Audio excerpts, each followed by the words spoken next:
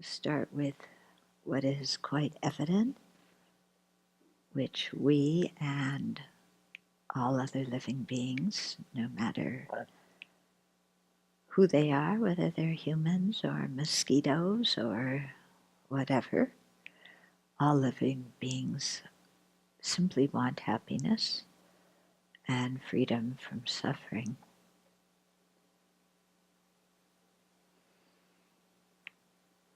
Our difficulty is that we don't know what causes happiness and what causes misery. And so we often shoot ourselves in the foot by doing things that we think will bring us happiness, but because we're ignorant about how karma works and how our mind works, the things we do often lead us to unhappiness instead. And so now we've encountered the Buddha Dharma, we have a chance to learn it, to put it into practice, to really learn what causes happiness and what causes misery, to gain confidence into that, in that something more than just lip service, so that it really changes how we live our life, what we choose to do, and what we choose not to do. And so while we're learning and working on this, let's do it with a very broad and expansive mind, a mind that is open-minded to new ideas, and a mind that can include within it the fact that other living beings are just as important as we are,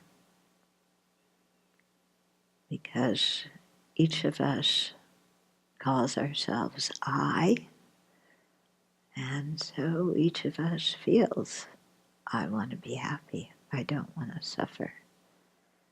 I want to be respected, I want to be secure.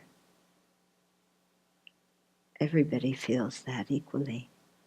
So there's no reason to cherish our own welfare over others.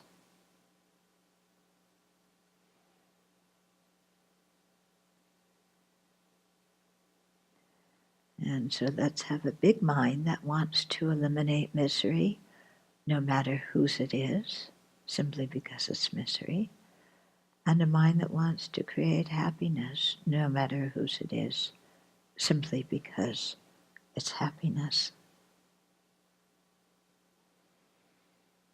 And so with that kind of attitude of compassion and altruism, let's follow the path to full awakening so we can actually bring about the welfare of others without wasting a lot of time and energy, without tripping ourselves and others up. To generate that altruistic intention for listening to the teachings and also for the whole weekend retreat.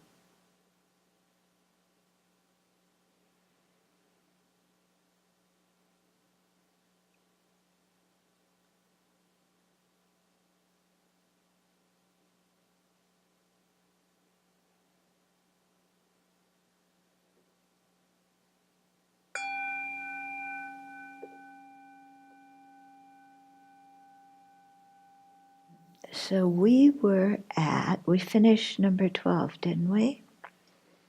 So we're in the middle of talking about the Bodhisattva precepts that have to do with ethical conduct. Okay?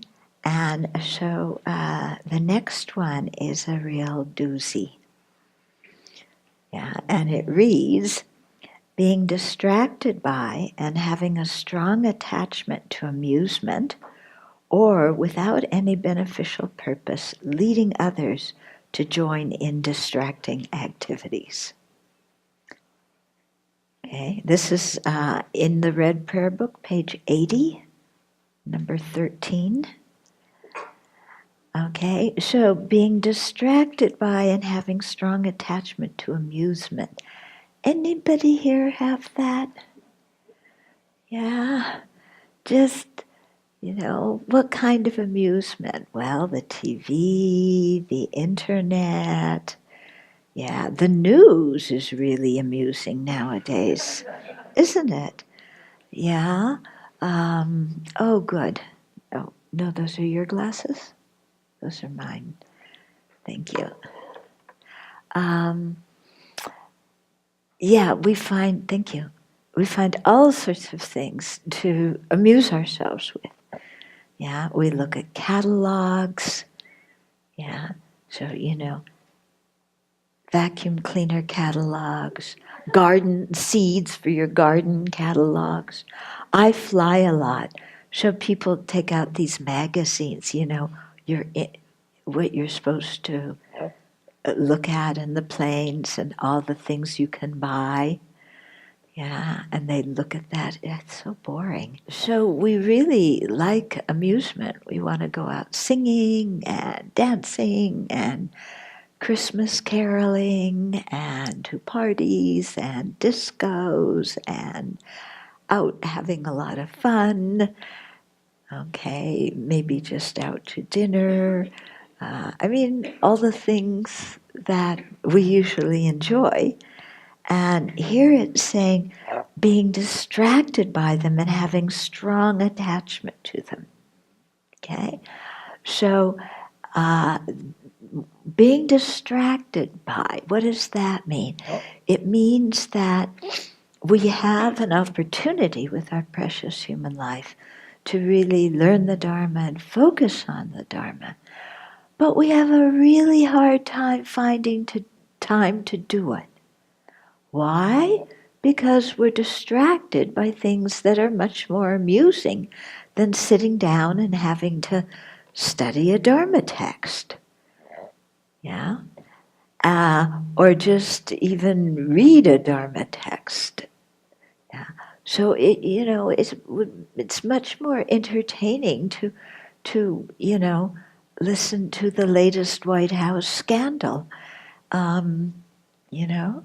It's quite entertaining nowadays, isn't it? Huh? And much more entertaining to go play golf. Maybe you'll run into Donnie on the golf course. So we get distracted by all these other things. So we never get around to really studying the Dharma, okay, putting it into practice. So distracted by it and having strong attachment. So it's like, I really want to do this. Yeah. I really want to play this computer game. It's so interesting, fascinating. Yeah. And they say it'll prevent me from getting Alzheimer's. Isn't that what they're supposed to do, Because it keeps you awake, how many little things you can shoot down and, playing solitaire playing solitaire with a computer. Yeah. So, we are amused strongly attached to these things. And often, Saturdays and Sundays, I'm not saying people shouldn't relax and enjoy. It's fine to relax and enjoy, but we do goes a little bit beyond that. Yeah, to just zoning out in front of the tube all weekend.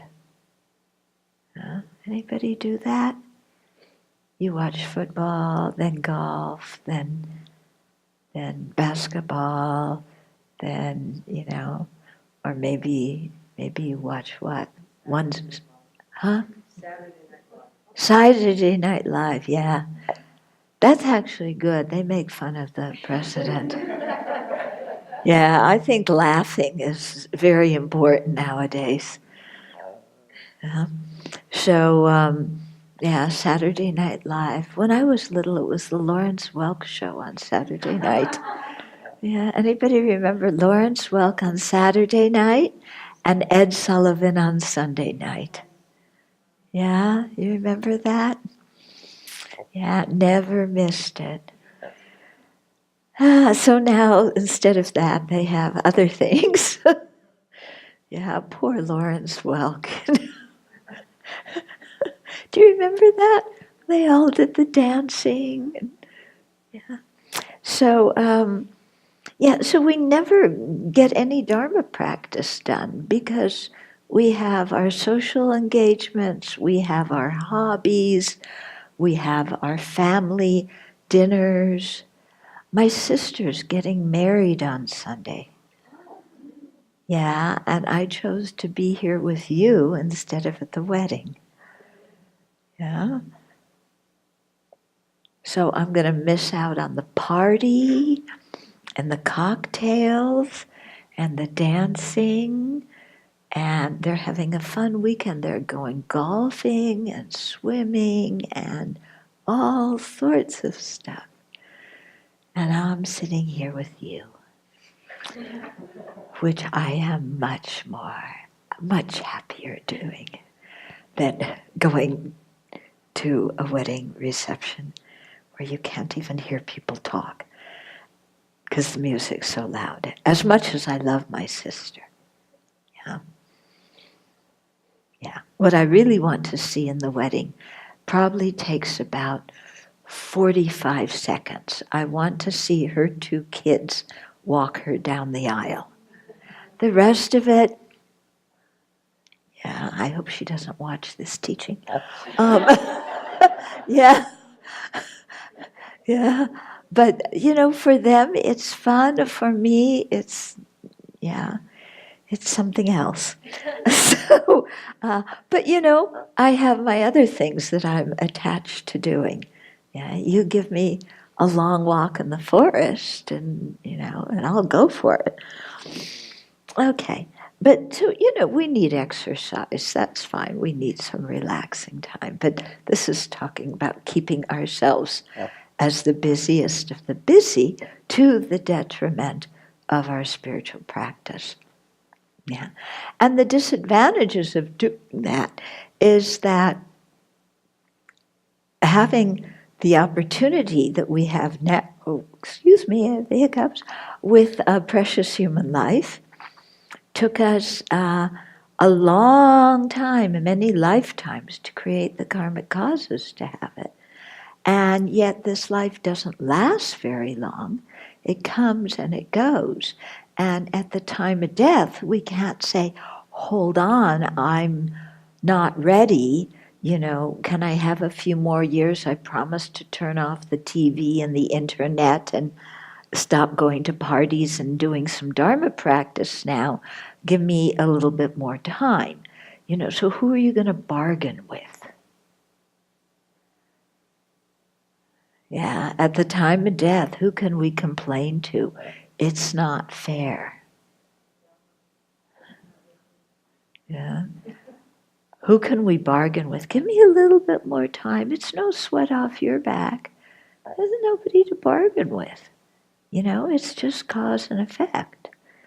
So, if we've chosen to spend our time in distraction, then, we need to accept responsibility for probably dying in a lot of confusion and turmoil. If we, don't get so distracted and keep our mind focused on what's important and do some serious practice, then dying can be very relaxing. They say even for the very great practitioners, it's like going on a picnic. They feel so happy. Okay, so it's not anybody saying you're not supposed to be distracted. This is bad. Nobody's saying that. It's just up to us to choose how to spend our time being aware of what are the results of distraction and what are the results of study and practice of the Dharma. Okay, so what this has to do with, and also with this is without any beneficial purpose, leading others to join in distracting activities. You know, like somebody wants to come to retreat and you talk them out of it, or somebody wants to do their evening practice, but you say, oh, come on, let's go do this and that instead. Okay?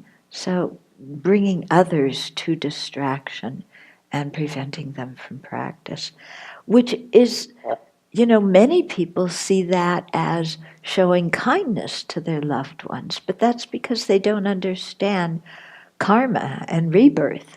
You know, if you understand that, then you realize that distracting your loved ones from the Dharma is harming them. It's not being kind to them. Okay, so we just waste a lot of time singing and dancing and laughing and being very excited. You know how it is sometimes when you get with your friends and you just carry on and you're laughing hysterically and everybody's just being really silly. You all look so serious right now, but you're doing all of that, so then it does something to our mind too. It makes our mind quite restless, and it makes our actions very careless, especially if we're drinking and drugging when we're together with our friends. Yeah, and then it leads to a lot of carelessness. And it's so funny because we always say, we read about what happens to people when they get drunk in the newspaper, but we always think, oh, I would never do anything like that.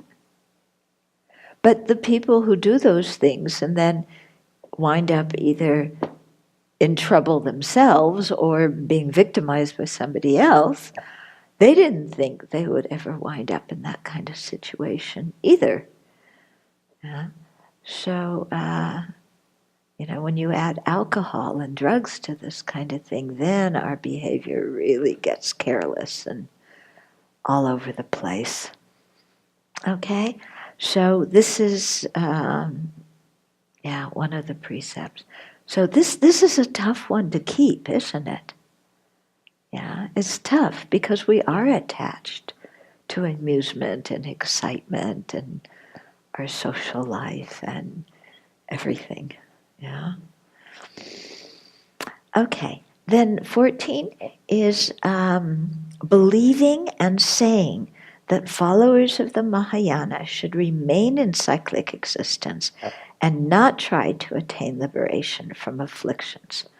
So this one is easier to keep without transgression. Okay. So what this means is somebody is looking at the Mahayana tradition, the Bodhisattva vehicle in particular, and saying that the people that follow this should remain in cyclic existence and should not try to attain liberation. Yeah. And the reason, this is, the people who believe this have misunderstood the teachings. Okay, and how did they do that? It's because there's certain sutras that say that bodhisattvas take delight in being in samsara. Okay, now a bodhisattva is somebody who has that spontaneous altruistic intention, wanting to become a Buddha for the benefit of all beings. When it says that those people take delight in samsara, it doesn't mean the way we take delight in samsara.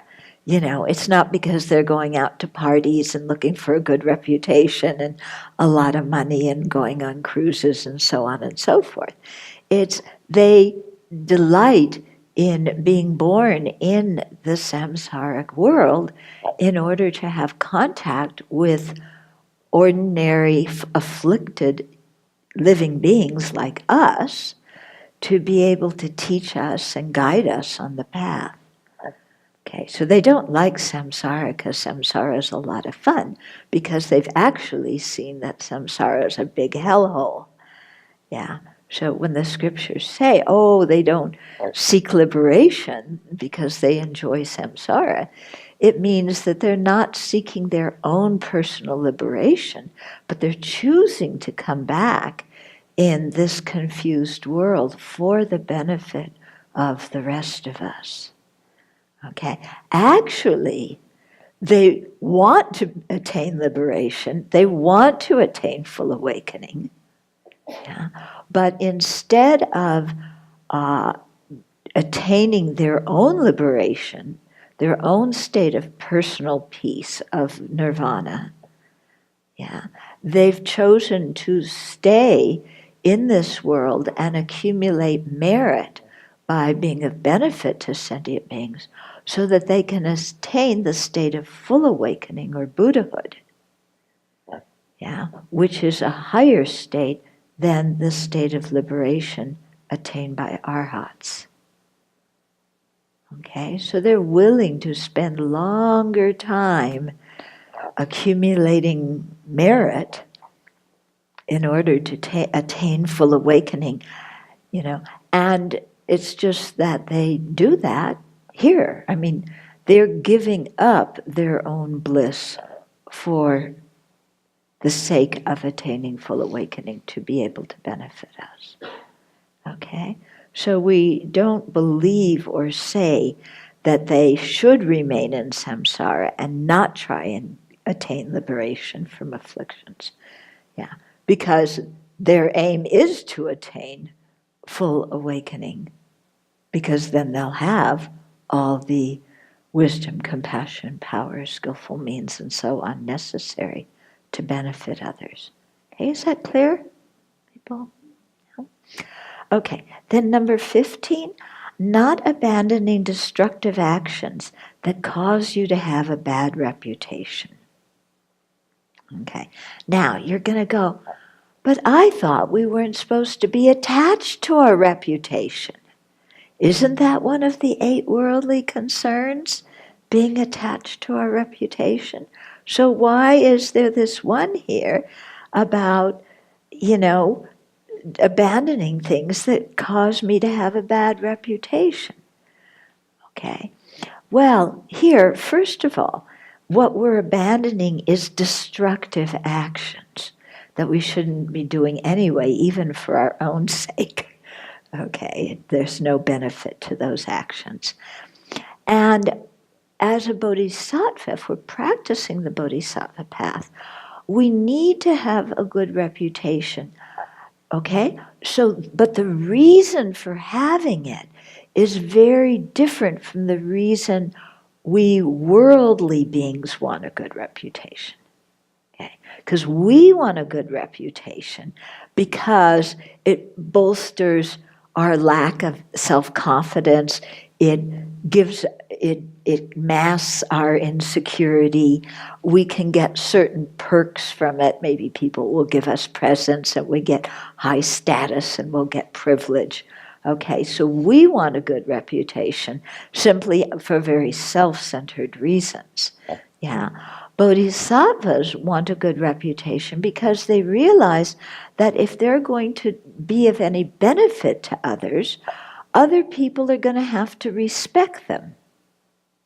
Okay, if they do destructive actions and they act any old which way, then ordinary people aren't going to respect them, they aren't going to want to learn from them, and then bodhisattvas will be unable to do to fulfill their aspiration, which is to benefit sentient beings. Okay, communicating? Yeah. So this is a situation. For example, maybe we made a mistake, and so somebody criticizes us for that mistake. Yeah, and we're having a bad reputation because of it.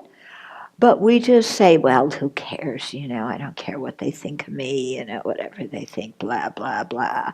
Yeah. And that's being quite irresponsible, because then we're cutting off our ability to benefit that person because they won't respect us. And we've made a big mistake and we're not owning it. We're not being responsible for it.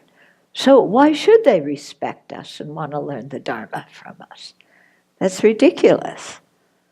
Okay? So if we made a mistake and people are criticizing us for it, and we have a bad reputation, we should definitely apologize to those people and make amends and, be responsible for our actions, because that will at least show them that we have some integrity and some consideration for others. Okay. On the other hand, sometimes people misinterpret things we say or do, and they get mad at us and criticize us for something that we didn't do. And again, a transgression here is just saying, well, forget it. Those people are so stupid. They are accusing me of something I didn't really do. Just forget it, And so having that attitude too, again, impedes our being able to benefit those people. So if there was a misunderstanding and they're criticizing us and not, they don't have a good feeling for us because of this misunderstanding, then we need to explain what we did and clear the air. Yeah? Because it is important that we have good relationships with people and that they see us as somebody who is trustworthy, who has integrity, who assumes responsibility. Okay, instead of just kind of shining things on.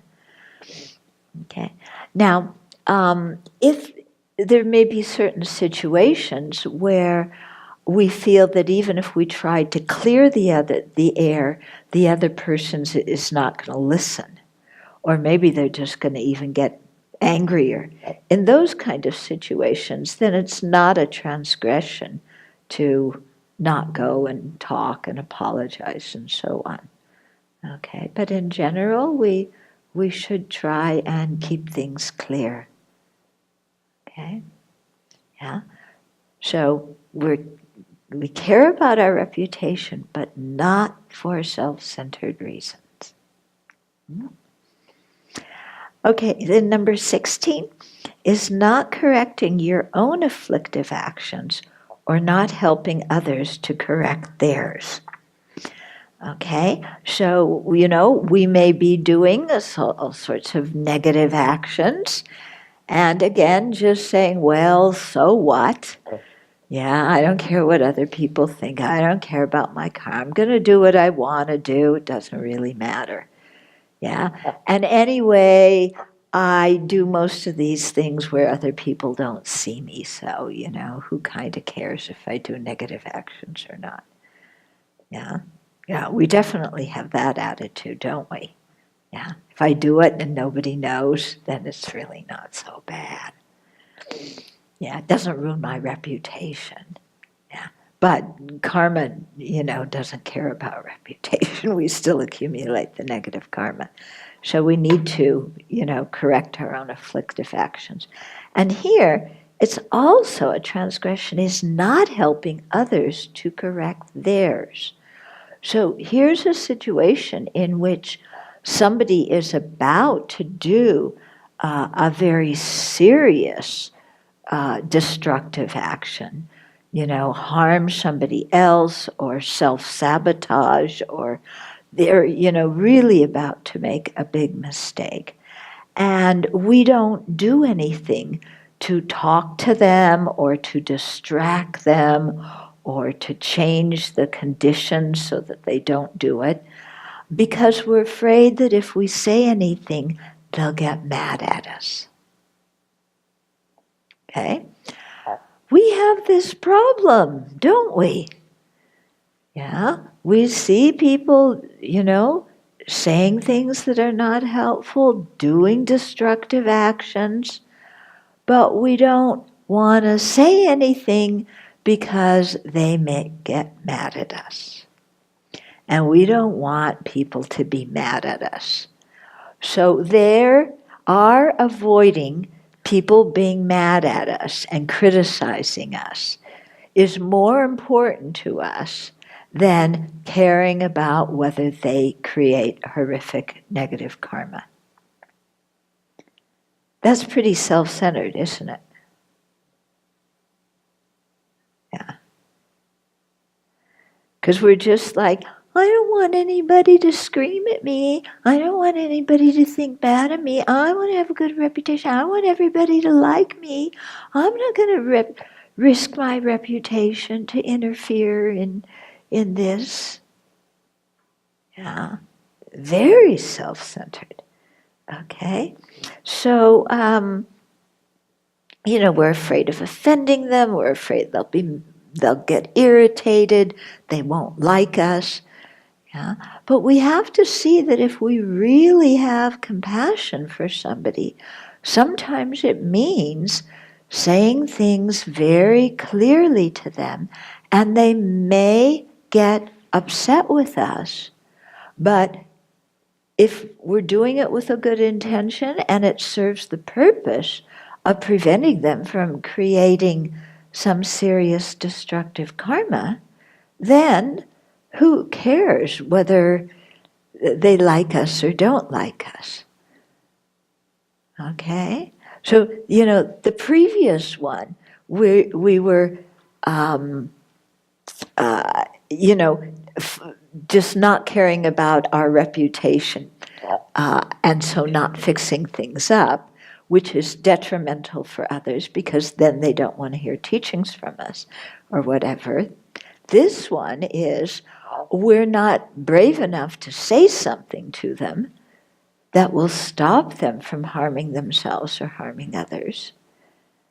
Because, we just want to be people pleasers and have everybody think we're wonderful. So I've talked about this many times, in the community, that it's so important that we help each other when we see somebody is going down a slippery slope, that we don't just stand by and let them go down a slippery slope and create a lot of negative karma because we're so attached to people liking us. Yeah. So this is involving a situation where somebody's really, they're really doing something that's not good. We're not talking here about correcting tiny faults. Yeah, we're not talking here about becoming the world's policeman or policewoman, picking at everybody over their tiny faults and correcting them, thinking that we're doing very good. Because doing that is not coming from a compassionate attitude. That is our wanting to control other people. Okay, so we have to discriminate many different states of mind here and really see what our motivation is. Yeah, if we're picking at people, you put your shoes this way, they're supposed to be this way.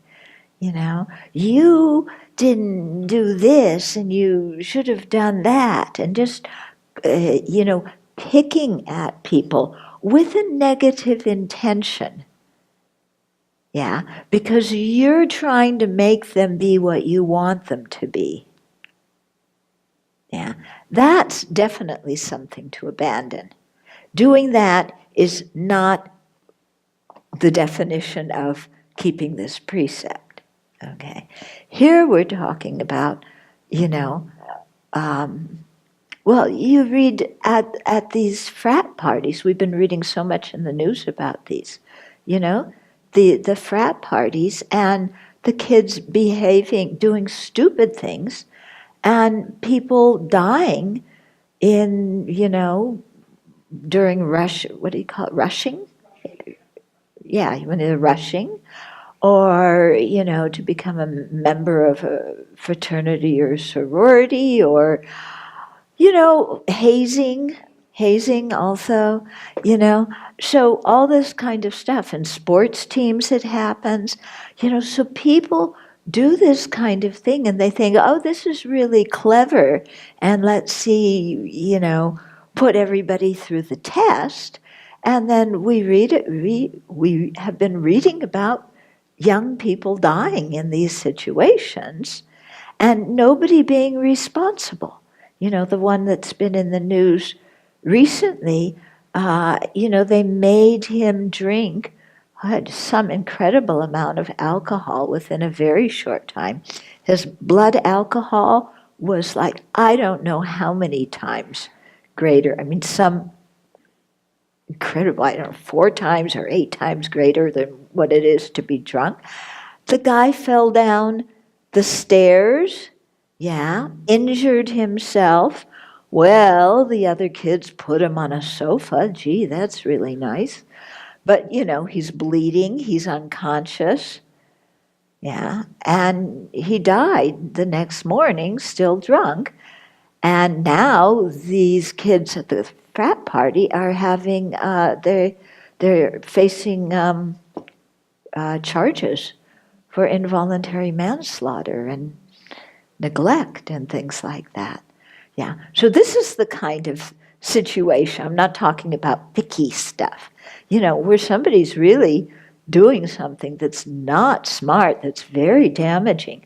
But you don't want to say anything because all your other friends are going to think that you're weird.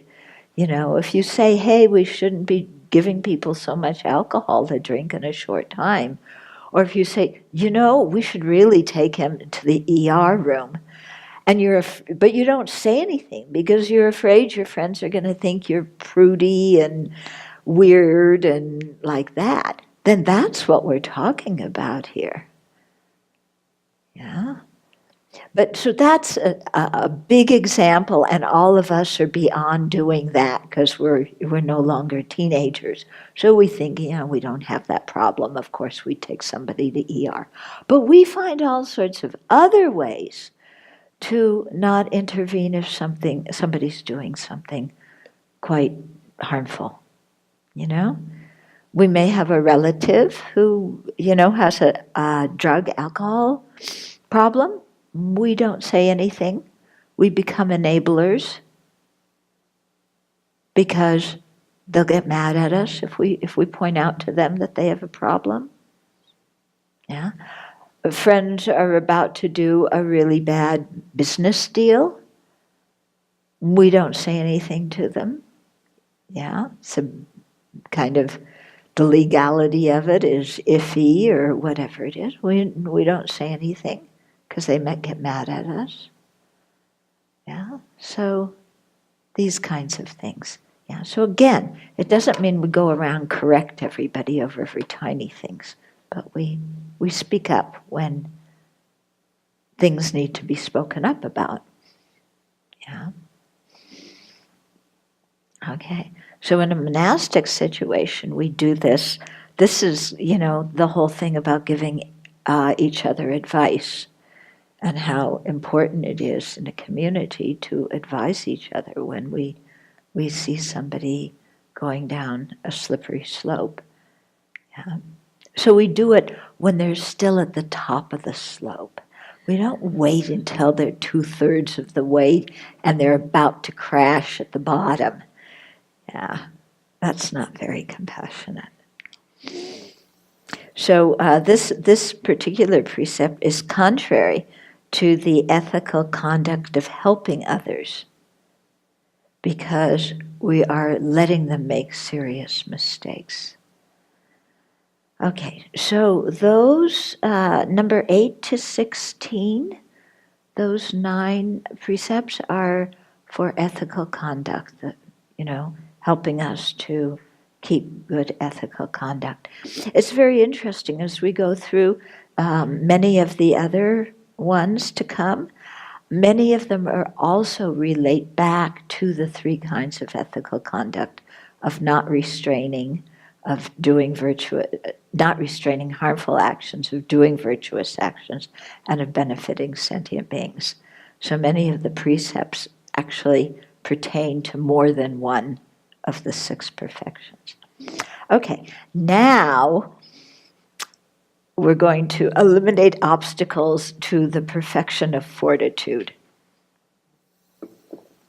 So there's only 4 here. So we think, okay, only 4 things having to do with anger. I can make it through this one, Maybe, my anger's not so bad.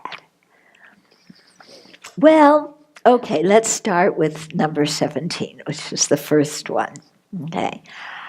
It's returning insults with insults, returning anger with anger, returning somebody beats us up, we beat them up, and returning criticism with criticizing them. Sounds very human, doesn't it? Isn't that what most of us do?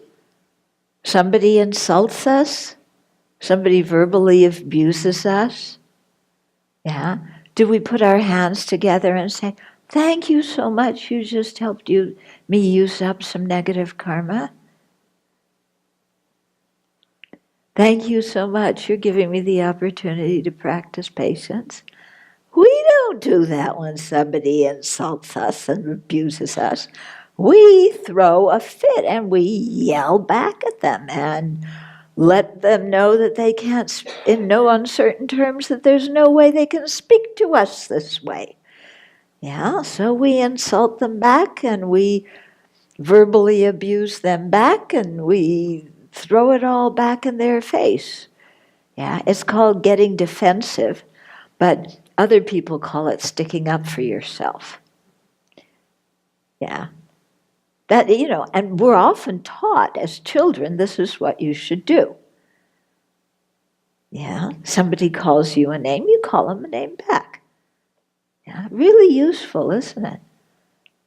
Yeah, that's what is going on at the highest level of government, what people are doing. They're just calling each other names. Nobody's trying to make good policies or, do anything for the people. They're just calling each other names.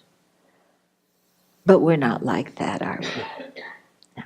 We're civil. We're better than those politicians. Yeah. But, we do. Somebody insults us, we insult them back. So the practice of fortitude here is not returning insults with more insults. Now, the question is going to come, how in the world do you do that? Okay? Well, to avoid doing that, you have to not be so reactive when other people insult you. Yeah? You have to be able to hold your center and realize when other people insult you that they're basically saying more about themselves than they are about you. Yeah? And to hold our center. But I was thinking, when Jan Willis was here last weekend, and she was telling us a situation. What was it? Where she got very offended. It had to do with race. Oh yes, she was at going to visit her parents. No, her friend's parents. Yeah, that she already knew, and they kind of expressed some shock that, oh, you're black and you're coming into our home, even though she knew the family. And she came to understand later it's because there were some troubles between the blacks and the Jews in that community at that time. But still, she was very hurt. She was very offended by that. And most people would be. Yeah. So it made me, when she told that story, it made me remember a situation when I was in 7th grade. Okay, so I was raised Jewish in the shadow of the Holocaust with, you got to be careful, and they just killed 6 million of us and so on. And it was a Monday morning, I think, and it was current events class. And one boy in my 7th grade class, Peter Armetta, I'm waiting to meet someday, he said something to the effect of, why don't all you Jews leave the country and go back where you came from? And I, being, how old are you? I was 12, okay? I just took this to the heart. I ran out of the 7th grade class. Poor Mr. Reese didn't know what happened to me. Went in the girls' bathroom, cried all day. I refused to go back into my 7th grade classroom. I was so hurt, so offended, so insulted. Yeah. And I realized years later that I had been taught that when people made anti-Semitic remarks, I was supposed to be angry and I was supposed to be insulted and enraged. Yeah, that you learn these kinds of things. Yeah. And after I met the Dharma, I began to see, at that time you actually have a choice. You can choose to be offended, or you can choose not to be offended. Yeah. Now, for some people, the reaction of being offended is like so instantaneous. And, it lasts for years and years and years. And, nowadays, everybody is almost a member of some kind of minority or another. And we all have reasons to feel insulted and offended. Yeah? So I'm not saying those reasons are invalid. What I'm saying is that we do have a choice. Yeah? And if you choose not to be offended and not to reply to insults with insults, it doesn't mean that you just let somebody go on talking in a bigoted way. Okay? So we shouldn't think that having fortitude means that you become the doormat. Yeah? You can be completely calm and not feel offended, but know that this is a time where you need to educate somebody. And you need to give somebody some feedback so that they understand the effect of their speech on other people. You getting what I'm saying? Yeah? That instead of responding with, like I did, crying in the bathroom all day, or instead of crying in the bathroom all day, that was something okay for girls to do. If I had been a boy, I probably would have been, yelled and screamed and gone over and punched him, because that's what you're supposed to do when you're a boy. Okay. But to realize how, this is conditioned behavior. And there is a choice in there. When she told that story, so it made me recognize that situation where I was insulted for being Jewish. Then it made me remember another situation where I was insulted for not being Jewish. Okay, so the second situation happened, oh my goodness, many years ago, I can't remember. But I was teaching in Israel, and one of my friends, part of her family, lived in the West Bank. They were part of the settlers who lived in the West Bank. And they invited us over to dinner. invited my friend, and she said, I want to bring some friends with, and they said, sure. So we got there, and then, I think she may have told them beforehand, that I was raised Jewish, and it's not just raised Jewish, you are Jewish. Yeah, when you're Jewish, this thing that we say on Passover, let my people go, it's not just talking to the Pharaoh. It's the Jewish community will not let you go. And yeah, so I was going to this Shabbat meal, and I was a Buddhist, but I was, in their eyes, really Jewish. And I was a traitor because I was not remaining Jewish, and I had another religion. And when we came in, and my friend was introducing me to her aunt and uncle, they did not look at me. They did not shake my hand. They did not say hello the entire evening. Yeah.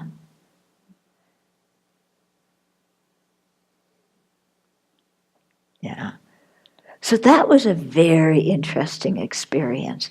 So there, again, I could have chosen to be very offended because the way they were acting was anything but hospitable and, open or anything like that. But I, at that time, I knew, you know how people think, yeah? And you realize that's just how they think. Nothing you say is going to make any difference. Forget it. Just enjoy being there, yeah? So that's what I did. My friend, of course, was very apologetic on behalf of her relatives. And I said, it doesn't matter, just, I know the culture. There's no reason for me to get upset. This is what they do. Yeah. Later on, I think the same trip or another trip, there was one young woman who had been in a car accident or something, and she was unconscious and at a hospital. And so her friends asked me to go, and do some prayers and so on. I don't know if she may have been to one Buddhist course or something. She definitely wasn't Buddhist. She was from a Jewish family. And her uncle from New York. Yeah, if you know anything about New York Jews going to Israel, they are the most conservative of the conservative. These are the ones who, they move into the West Bank for ideological reasons.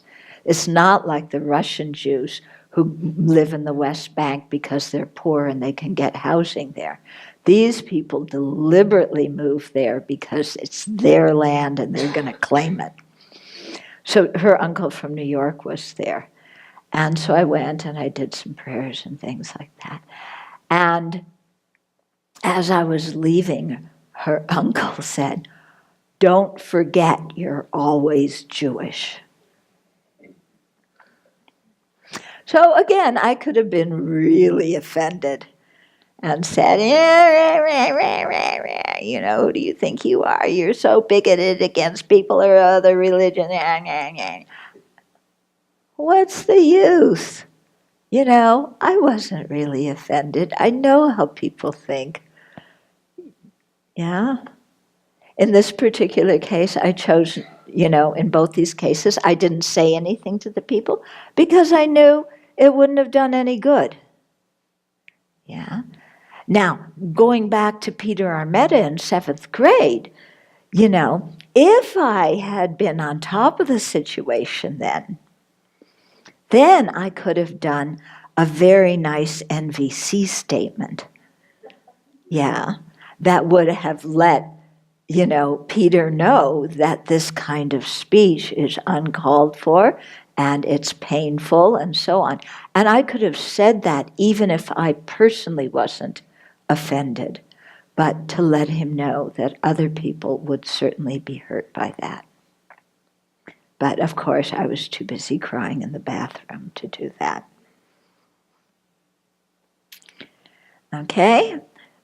So I got off on a little tangent here, but I hope these examples kind of are showing how to deal with some of these things, yeah?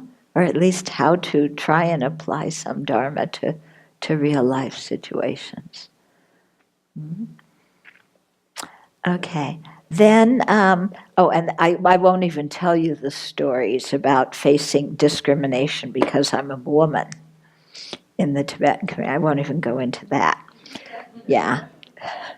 But I'm sure many women here, and I mean, everybody has stories, don't we, of some kind or another where people, were just out and out prejudice against us. Yeah. So that's one example here of being insulted, or it could be somebody on a personal level who's insulting you, not because they're bigoted, but because they're mad at you for one reason or another. Yeah, because sometimes we make mistakes. I know we shouldn't talk about that, but we do. Yeah, so they say things. Okay, not returning anger with anger. Somebody's mad at us. Yeah, we usually get mad at them back, don't we? And our anger is justified. Even if we withdraw and don't speak and we're hurt, especially if you've been socialized not to express anger, but instead to cry, even you go cry, you're angry. You're angry. So we're still replying to anger with anger. Yeah? Somebody beats us, yeah, we punch him back. Yeah, very good for the hospitals. They make a lot of money on us retaliating. I mean, you think the what is it, the murder rate in Chicago now, there's been all sorts of articles about that, way up, horrible murder rate, and just shootings in general. Why? Retaliation. Yeah? Somebody does something you don't like, you shoot him back, or you beat him, or you stab him, or do something. Yeah. How many people die because of this? Too many. This also goes into national policy, doesn't it? Yeah. What did the French do after the thing in Paris? They sent their jets to go bomb in Syria, didn't they? Okay, and then we respond to criticism with criticism. Yeah, and that's what we do when we fight people. We fight with, especially the people we care the most about. Yeah, most of our fights, aren't they just one person criticizing the other and the other criticizing that one back? Not what most of marital fights are about. Yeah. Or fights with, your good friends, or fights with your kids. Yeah. You're so fill in the blank. And then they say, but you're so fill in the blank. I mean, you could write a whole script for it and then just fill in the blank as you wish. Yeah. But this is what we do. You're so da, da, da, da, because you did da, da, da, da, da, which means you don't care anything about me. Da, da, da, da, da.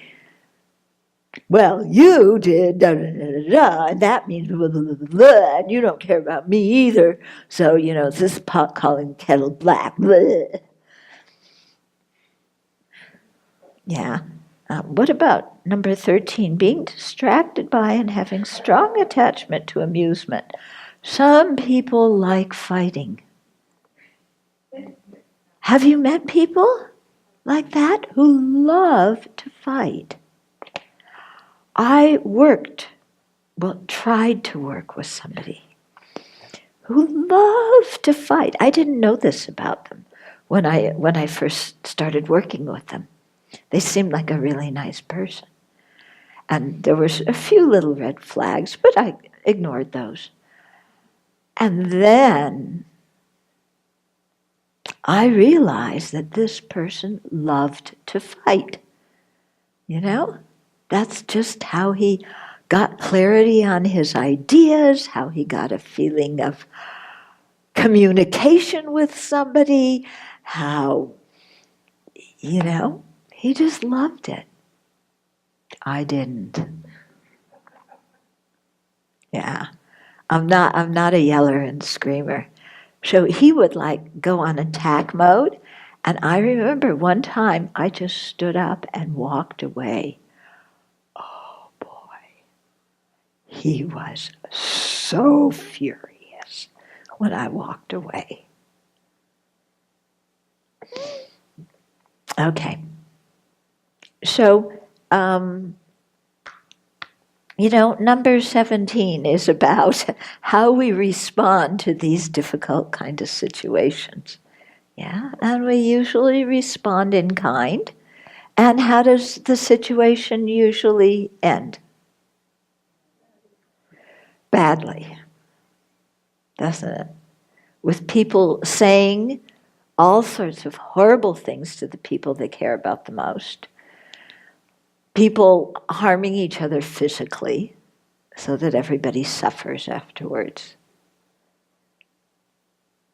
Yeah. Often when I go into prisons, and the guys have asked me to give a talk, I'll give a talk and I'll say, how many of you are here because of anger? Every hand, or almost every hand, goes up. Yeah? How many of you are here because of anger? Does anger really help you? Yeah, it gives you a sense of power, but does it really help? Okay, that was number 17. Anybody have anything they want to add to this one? Even if I'm not responding to someone, having a malicious intent towards them and going off and just running around what they did in my head and why they're bad and just wasting vast amounts of time and energy. Yeah. It's true. We can waste a lot of time and energy because we ruminate and we run the situation through again and again, and with inside of us, we have a judge, a jury, and a prosecutor. And we rerun the situation, prosecuting that other person in our mind for whatever thing they did. We convict them. The jury in us convicts them. And the judge gives them a death sentence. Or, something severe enough. You are now worthy of my eternal hatred. Yeah. So we spend hours, don't we? Anybody here like to ruminate about what somebody did to you that wasn't fair and it wasn't right, and they should know better and they shouldn't treat us that way anyway, and Yeah. Lot of time. Venerable, I have a question. It's not related with the number 17, but more on your stories about Jews. It's like, how do you handle some kind of like a situations where you are neither here nor there? Like you said, as a Jews, people call you immigrants, but on the other hand, the Jewish community itself does not really accept you because you're a Buddhist, but you're also not Tibetan. Aren't you like confused, like identity crisis? I'm neither here nor there. Yeah, okay. So you say, doesn't this kind of bring an identity crisis, It's like the Tibetans don't accept me because I'm a Westerner, and the Westerners don't accept me because I'm a Tibetan nun, and the Jews don't accept me because I'm Buddhist, and the Buddhists don't accept me because, I grew up Jewish, and, so don't I get confused about who I am? No. No. I feel very happy having a rather fluid identity like that. And I've spent a good part of my adult life living in other countries, and I really cherish that because I'm not, I don't think like a particular nationality. I mean, I've taken some things from all the different cultures that I've lived in and adopted that into the way I think or the way I act. And so I feel quite comfortable with that. Like I got to pick the best thing from everybody. Yeah. I wanted to share a story kind of related to that and also to precepts number 16 and 17, where last year we were in East Malaysia, where the Chinese are a minority and the Muslims are majority, and Malay Muslims are majority in Malaysia. And we were at this lunch where a Chinese Buddhist, started to say things about the Muslim community and how, his own fear as a minority and coming out as racial hatred. And at that moment, I got paralyzed, like, I know the culture, I know the fear. I feel ashamed of racism coming from other Chinese people. I feel guilt that I'm supposed to identify with being Chinese. Like all this identity stuff happening, I was like, but I don't believe anything he says. And all Venerable did to break that silence was just to say, I'm really uncomfortable when you talk about groups of people as if they were all one thing, and especially if those people are not represented here. Like, I remember you speaking up like that, and it just shifted the whole conversation. And I felt so relieved that you spoke up to indicate the effect of someone speaking like that. Yeah. Whereas I think maybe everyone at the table, because everyone was Chinese, maybe would have not said anything. Yeah.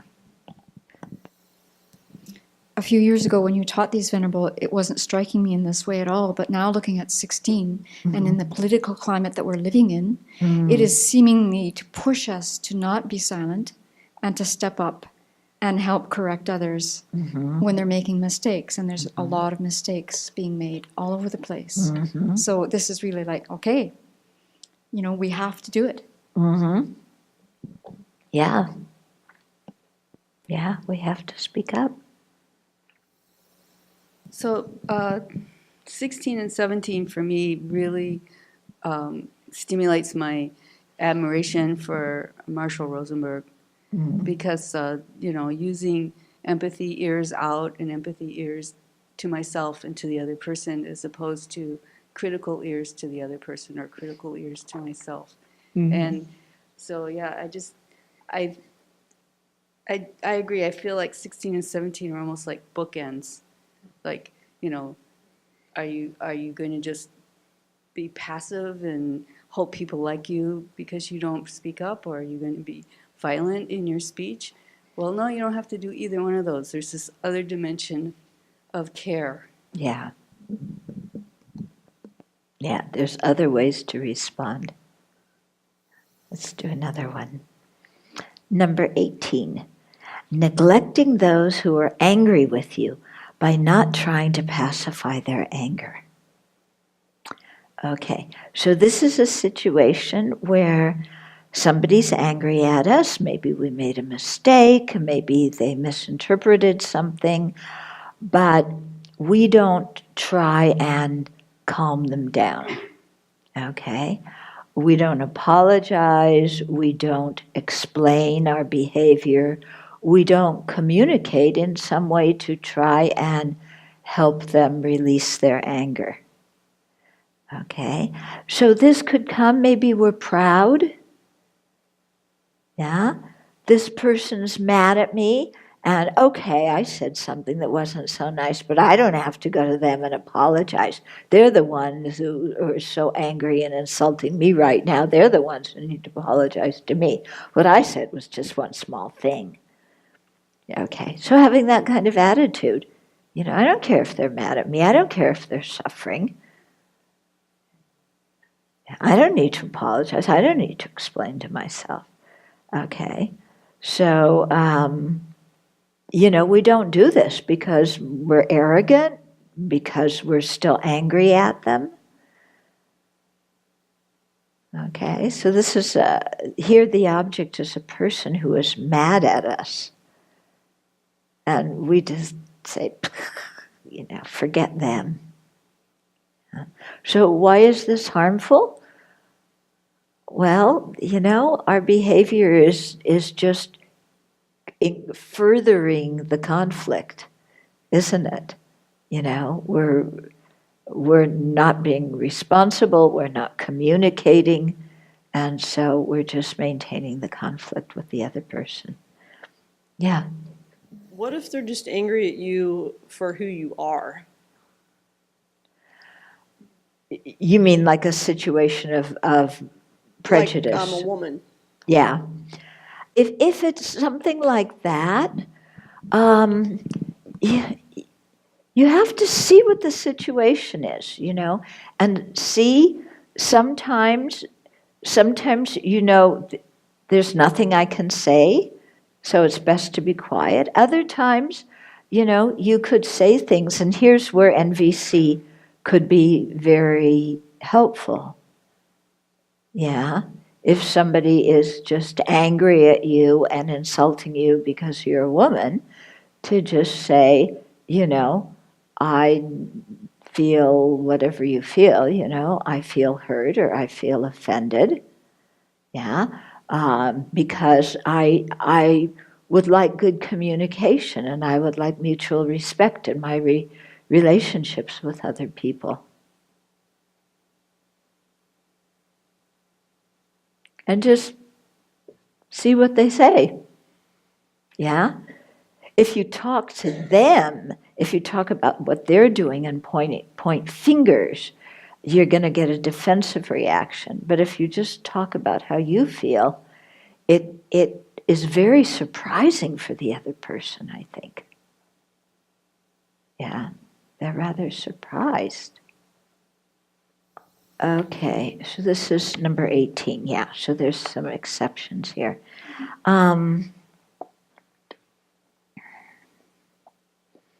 So there's 5, and one exception is for a good purpose. So if for some reason it's better for the other person to be ignored, because in the long run it allows them to reinforce their good qualities or weaken their faults. So, you can just ignore them. They're mad at you, you just ignore them, let them be. But then there's some other exceptions here. So the one is the angry person himself is malicious, ill-behaved, has bad intentions, and wants to make us apologize to him. So if it's that kind of situation, somebody's mad at you and they're trying to manipulate you into apologizing, and they really have a bad intention towards you, then, it isn't a transgression if you neglect to try and pacify their anger. Okay? Because remember, this is somebody who's, for whatever reason, is mad at us. Okay? Another exception is if apologizing would aggravate the situation by irritating the person further, perhaps leading to a fight. Yeah, Because you know how some people are? They're like so mad that whatever you say to them, they just get angrier. Yeah, so then in those situations, better just let them cool. Yeah, let them chill out. Yeah, I mean, this is how I learned to deal with some family members. When they get mad at me, I just completely, because if I try and say something, it's like, who do you think you are to say something? No, no, no. So just whatever. Okay. I ignore it. Another exception is the person is naturally patient and would be indifferent to our apology. Yeah, so you came across somebody who's mad at you, but they're naturally patient. They don't need an apology. That's a rare person. Or maybe somebody who doesn't, would feel uncomfortable if we apologized. Yeah, in that situation, we don't apologize. Yeah, or if our apologies would embarrass somebody else, again, then it's fine to not apologize. Okay, we have a little bit more time for questions. I just had something a thing that happened where I kind of learned a lesson by applying the Dharma. It was at work. I was working on a project. My boss had given me what I thought was the responsibility for the project. But I was working with another woman who thought she had the I don't know what was said, whatever. But I left her out of some of the communication. And she was very offended by that. I did not realize it at the time, but she let me know. And I was so upset because, I would never have wanted to do that, didn't mean to hurt her, all this kind of stuff. I went home and just just thinking about it, I get, that feeling again. But, so I did apply some of this, and I thought, well, I need to communicate with her. And I was so scared to do that. Here is this woman, she just went off on me yesterday, and I'm going to go and put myself in the line of fire again. But I thought, I need to do that. I need to at least communicate and, share my side of the story. And I felt better. I don't know about her, because she didn't really, she listened to me. And we have a better relationship, I think, now. But I felt better about the situation, at least. So. Yeah. Yeah, and it's sometimes brave to go and talk to somebody who you know is mad at you. Yeah, but if you go with the intention to try and settle the situation, it sounds like, at least this person was able to listen and take something in. Yeah, so in my working life, I've worked about 20 years in customer service. And so it's Wow. like, yes, I've done this a lot. Because you have no idea what the situation is. And you have people coming up to you just frothing with anger. Yeah. And so there is some, in other ways, training for doing this. And one of the first things they say is don't explain what's happened. They don't care what happened. They got a problem. They want you to fix it. Yeah. And so one of the things that I've taken to doing is that the minute they come up to me and there's just the energy is just like a wall, is to just say, thank you. Completely throws them off for a second, cools them down most of the time, just like that. To just say, okay, thank you. And then see what you can do about the issue. Yeah. Yeah. Or especially offering them some empathy. Boy, you're really angry because you got this and you expected it to work and it doesn't. And they go, yeah. But then, they know you understand. And that's what they want, is somebody who's going to understand and listen and help them. Sometimes they just want someone to hear them, particularly older men. has been my experience. They're not, I mean, as in our society, as they're getting older, our older men are just not listened to or heard, or at least this is their feeling. Ah, And so if you take the time and just listen to them, sometimes you're like their best friend then. yeah, yeah. Customer service is a hard job. Yeah, but wow, what an opportunity to practice. I have found what you've said here, that many times the angry reaction says a lot more about the person who's angry than you. And I think part of what I get into so much trouble is that anytime there's a very strong reaction, no matter how hard I try to be clear, or at least make an effort, there's so much personalizing. There's so much about I, there's so much about self. And so that has been helpful to say, this is not mine. I can be open to hearing, and also to turn it back and say, my anger is not about them either. So rather than taking responsibility for my own anger, but not jumping the gun and trying to take responsibility for somebody else's strong feelings as well. Mm-hmm. And when I see it within the context that this is about an afflictive mind right now that's suffering, whether it's mine or theirs, it sort of drops the whole thing down into a space of connection, because I can understand. And also, it just softens the whole part of my mind that would be wanting to fight or flight. You know? So it's really helpful to know that afflictive states of mine are generally not personal, or if they are personal, it's my suffering mind. It's not somebody else causing my suffering mind. Yeah. It really helps. Yeah, but it's quite amazing how we take things personally.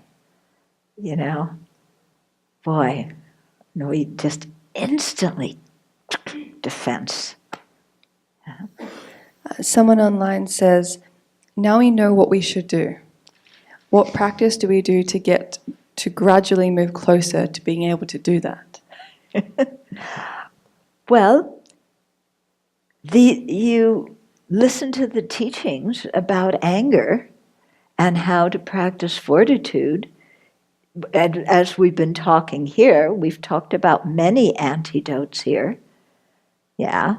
And you go home and you meditate on them.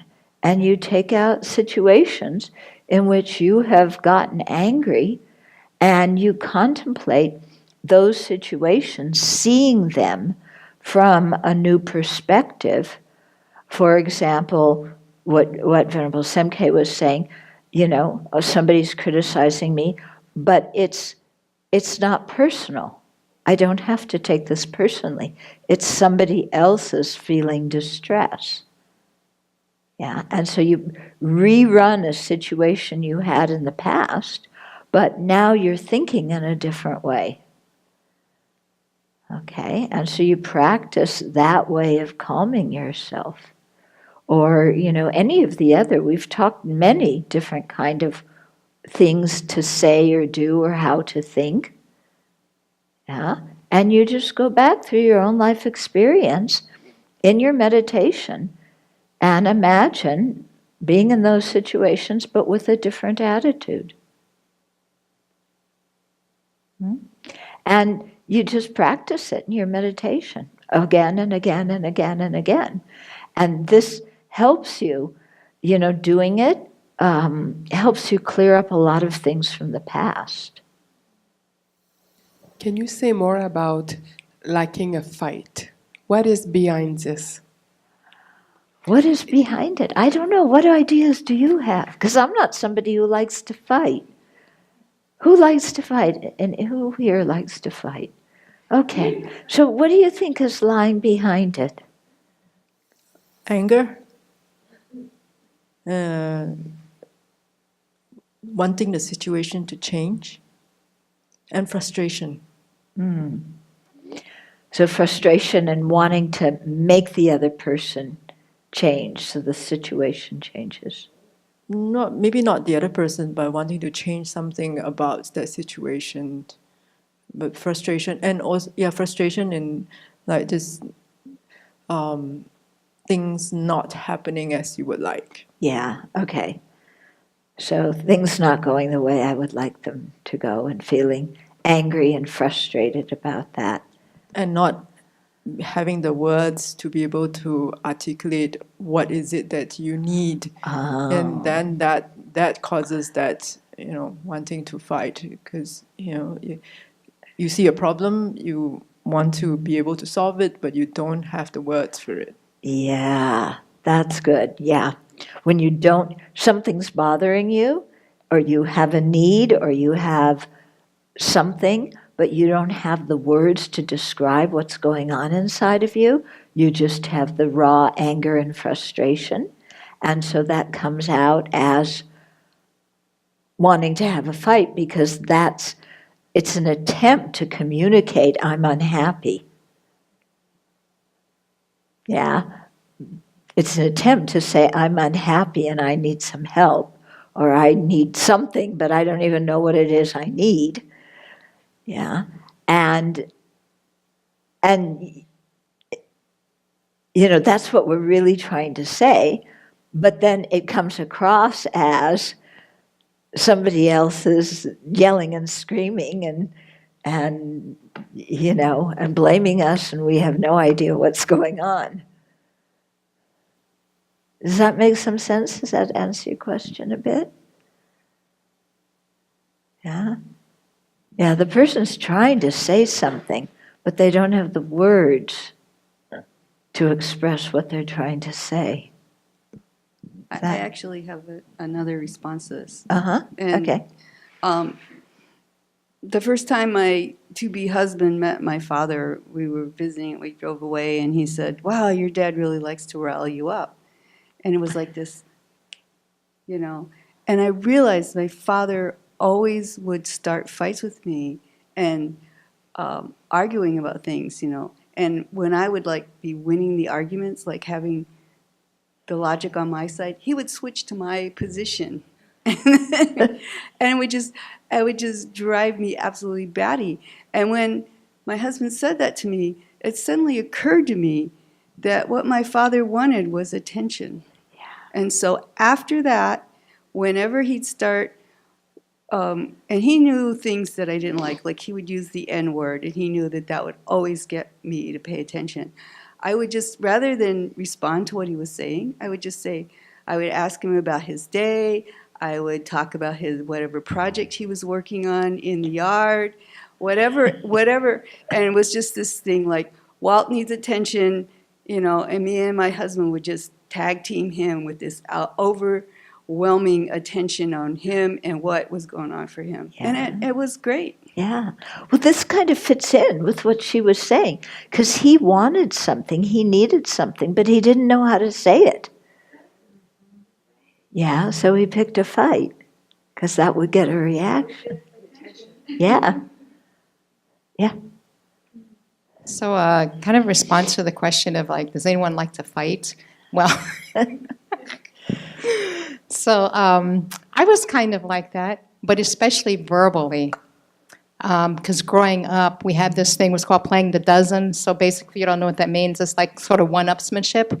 And so we would talk about each other, and then we would go from there, well, your mama this, your mama that. And so for me, and I think this sort of game, it was kind of like this thing of power. Who could be the most skillful with their tongue? So cutting as much as you could. So sarcasm was great. It was my friend, and the more I could be sarcastic, the better. But also, I like to, what is it, egg people on? Get people going. Mm-hmm. So as I'm thinking about it now, I always thought those were good qualities. And as you talked about earlier about how things are learned, so there was just something that we did, that kind of thing. So I thought it was good, but now I know it's not. Yeah, yeah. But it's true, very often with our friends, we get in one-upmanship, and who can insult the other person the more? Yeah, the most. Yeah, I was in a relationship once where I learned that my partner at the time would never end an argument until she got me angry. And I figured out that it was because it was this like wanting me to be in this, feel the same things that she was feeling. And of kind of a pattern that developed around that of if I was calm and I don't know if it was like I didn't care or it was some kind of like need of mirroring emotions. And so I think that's another piece of it in there. And I don't know how it tracks with these other pieces, but it was something that I experienced around getting into fights. Yeah. For the person wanting, maybe that's how they felt that you understood them, as if you got angry just like they were angry. We human beings are so strange, aren't we? Yeah. Venerable Hassan. My father used to like to rile people up, and I think it was just amusement for him. He was a truck driver, and he had a CB, and he would say things on the radio to get other truck drivers who didn't realize it was another trucker upset. And he was just amused by it. He would say things to people when they come to visit, just, I'll start talking to this person about nuclear power. Not that I care about nuclear power, but I know it's going to rile them up. I don't know. Yeah. But I think some people do it for the boosting of the I. A big part of it. Yeah. And there's a feeling of power. I have the power to make somebody upset. Yeah, I've been contemplating the social situation at large and seeing a lot of this playing out, that both sides are feeling alienated and powerless, and it's expressing itself as a national fight, and not just politically. I mean, our entertainment is reality TV, where it's artificially set up as conflict, or talk radio. It's like we have no way to positively do anything, and so we fight. Yeah. Yeah, we've lost the ability to have civil discourse and to listen to each other. Sad.